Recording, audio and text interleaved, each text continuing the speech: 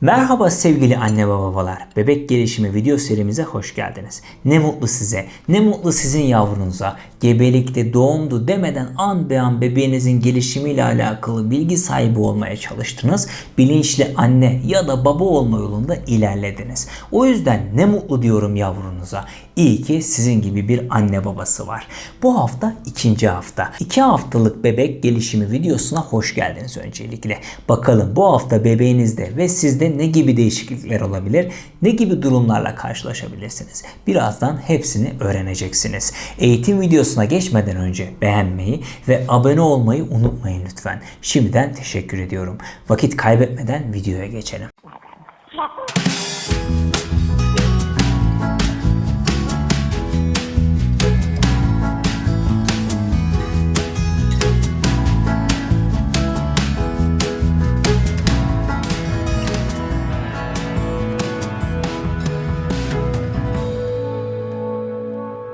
Bebeğiniz evde sizinle henüz belli bir programa girmemiş olsa da günleriniz neredeyse tahmin edilebilir bir düzene giriyor. Bebeği besle, altını değiştir, salla veya kucağına al, gezdir, uyut. Sonra tekrar besle, altını değiştir, kucak, uyku, döngü tekrar başa sarıyor.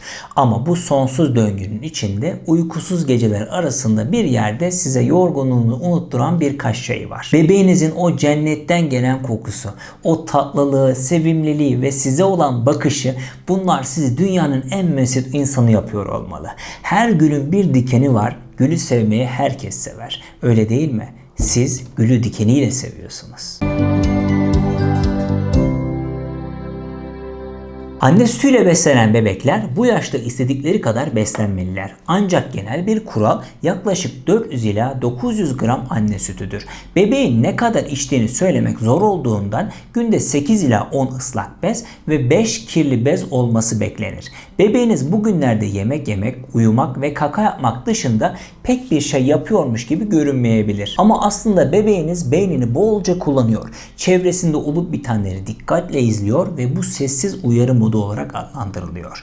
Aktif olarak hareket ediyor ve hatta küçük sesler çıkarıyor.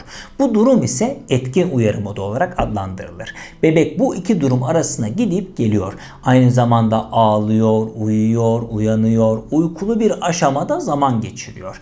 Dikkatlice izleyin ve zamanla bebeğinizin farklı ruh hallerine yanıt verebileceksiniz. Bebeğiniz çaresiz bir yeni doğan gibi görünse de bu hafta tatlı küçük gözleriyle bir yüze odaklanmakta dahil olmak üzere birçok gelişimsel adım atıyor. Ve bu gözlerden bahsetmişken hangi renge dönüşeceklerinden emin olmak için henüz çok erken. Açık tenli bebeklerin çoğu koyu mavi veya gri renkli gözlerle doğar ve koyu tenli bebeklerin çoğu koyu kahverengi gözlerle gelir dünyaya. Ancak bir bebeğin gerçek göz rengi genellikle 6 ila 9 ay arasında tam olarak bilinmez ve ilk doğum gününe kadar değişmeye devam edebilir. Bu haftadan itibaren bebeğinizin o kaybettiği kiloları geri aldığını fark edebilirsiniz. Bebeklerin çoğu yaptıkları tüm beslenmeler sayesinde doğum ağırlıklarını yaşamlarının 10 ila 14. gününe kadar geri kazanmış veya aşmış olacaklardır. Emerken yavaş bir başlangıç yapan bazı bebeklerin kilo almaya başlaması biraz daha uzun sürebilir. Ancak bebeğinizin doktoru endişelenmediği sürece siz de endişelenmemelisiniz. Küçük yavrunuzu her 2 ila 3 saatte bir beslediğinizden emin olun. Size düşen görev bu. Fazlasını düşünmeniz, kaygılanmanız sizi yoracak ve stres yapmanıza sebep olacaktır. Bu durum ise süt veriminizi ve doğrudan yavrunuzu etkileyecektir. Siz mutlu ve huzurlu olun ki yavrunuzun gelişimi güzel bir şekilde devam etsin. Şimdiye kadar küçük çocuğunuzun göbek kordonu kütüğü muhtemelen düşmüştür. Gerçi düşmediyse de bu da normaldir. İlerleyen süreçlerde düşecektir. Çocuk doktorunuz anne sütüyle beslenen bebeğinize yaşamın ilk birkaç gününden başlayarak D vitamini takviyesi yapmanızı tavsiye edecektir. Neyse ki çoğu bebek için vitamin damlası lezzetlidir. Bu yüzden birçok bebek bunları sorunsuz bir şekilde alacaktır. D vitamini hakkında doktorunuza danışmayı unutmayın. Yeni doğanların baş parmağını emmeleri tamamen normaldir. Doğal bir durum olduğunu şöyle açıklayabiliriz. Bebekler emmek için doğarlar. Emmek bebekler için doğuştan gelen bir reflekstir. Çünkü böyle karınlarını doyuruyorlar. Bu yüzden bebeğinizin bunu çözmesi kesinlikle iyi bir şey. Emmek bebeğinizi sakinleştirir. Bebeğinizi beslemeye yeni bitirmiş olsanız bile daha fazla emme eylemi için hala telaşlanabilir bebeğiniz. Bu tekrar yemek yemeye hazır olduğu anlamına gelmez. Karınlarını doldurmak için emmeye ek olarak bebeklerin onları yumuşatan, besleyici olmayan emmeye ihtiyaçları vardır. En başta emziklerin olmasının tek nedeni budur. Emmek bebeğin sakinleşmesine yardımcı olur.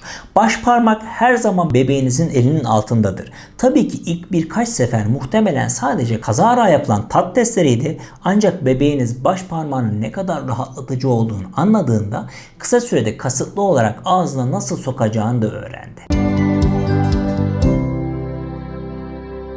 Başlangıçtaki yoğun rahatsızlığın çoğu genellikle doğum sonrası 7 ila 10 gün içinde geçse de birçok kadın doğumdan sonraki haftalar boyunca doğumun kalıcı etkilerini hisseder. Örneğin vajinal doğumdan sonra oturmak veya sezeryandan sonra eğilmek rahatsızlık verebilir. Vajinal doğum yaptıysanız tüm perineal bölge ve bağırsağın son bölümü birkaç hafta boyunca şişecektir. Ayrıca perineal yırtık, epizyotomi ve sezeryan gibi herhangi bir dikiş bölgesinin olduğu bir bölge varsa birkaç hafta boyunca ağrılı ve hassas olmasını bekleyebilirsiniz. Bağırsak hareketlerine sahip olmak birkaç hafta rahatsız edici olabilir. Bu nedenle çok fazla sıvı içtiğinizden ve diyetinizdeki lifi arttırdığınızdan emin olun. Böylece zorlanmak zorunda kalmazsınız. Doktorunuzdan bir dışkı yumuşatıcı kullanmayı da deneyebilirsiniz. En önemlisi rahatlayın ve kendinize iyileşmek için zaman ayırın. Tamam, iyileşme bir gecede gerçekleşmeyecek ama eninde sonunda olacak. Muhtemelen bugünlerde her zaman bitkinsiniz. Bu yüzden kuru yemişler size hızlı bir enerji patlaması verebilecektir.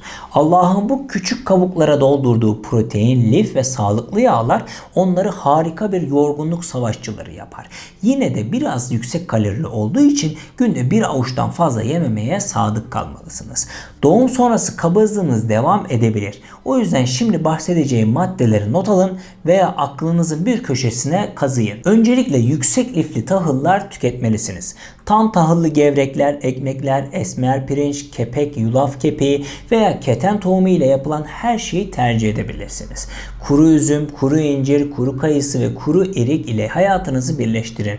İyi bir omega 3 artışı ve kabızlık ile mücadele eden ekstra kaslar için kurutulmuş meyveleri fındık ile karıştırıp yiyebilirsiniz. Çıtır çıtır taze meyve ve sebzeleri tüketmelisiniz. Mercimek veya siyah fasulye gibi baklagillerden bir tencere pişirin ve bunları çorbalara, salatalara ekleyerek tüketin. Beyaz pirinç veya beyaz ekmek gibi rafine gıdalardan kaçının ve bunların yerine bütün tam tahılları tercih edin. Hiçbir şey sıvılar kadar tıkanmaz. Bu nedenle günde en az 8 bardak su içtiğinizden emin olun. Bazı kadınlar limonla tatlandırılmış bir bardak sıcak suyu daha faydalı bulurlar. Sabah ilk iş olarak bunu deneyebilirsiniz. Sebze ve meyve suları da kabızlığın gitmesine yardımcı olabilirler. Saydıklarımın hiçbiri işe yaramıyorsa doktorunuzla görüşmekte fayda var.